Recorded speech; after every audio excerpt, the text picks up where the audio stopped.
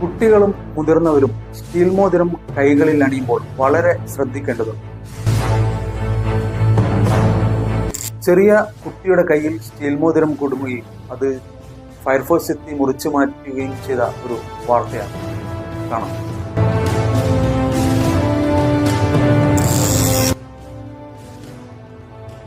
ഇന്ന് വൈകുന്നേരം 3 മണിയോടുകൂടിയാണ് കാപ്പാട് സ്വദേശിയായ 10 വയസ്സുകാരൻ അൻസിൽ റഹ്മാന്റെ കൈവിരലിൽ മോതിരം കുടുങ്ങി നീര് വന്ന് അഴിക്കാൻ പറ്റാതെയായത്. അഗ്നിരക്ഷാ നിലയത്തിലെത്തിയ കുട്ടിയുടെ മോതിരം സേനാംഗങ്ങൾ കട്ടർ ഉപയോഗിച്ച് മുറിച്ചു മാറ്റി. കുട്ടികളും മുതിർന്നവരും സ്റ്റീൽ മോതിരവും അതുപോലെ കട്ടി കൂടിയ മോതിരങ്ങളും ഉപയോഗിക്കുന്നത് പെട്ടെന്ന് നീര് വന്ന് ഊരാൻ പറ്റാതെ വരുന്നതും ഇത് വിരലിനെ അപകടത്തിലാക്കുകയും ചെയ്യുന്നു. വിരൽ മുറിച്ചു മാറ്റിയ സംഭവം വരെ ഉണ്ടായിട്ടുണ്ട്.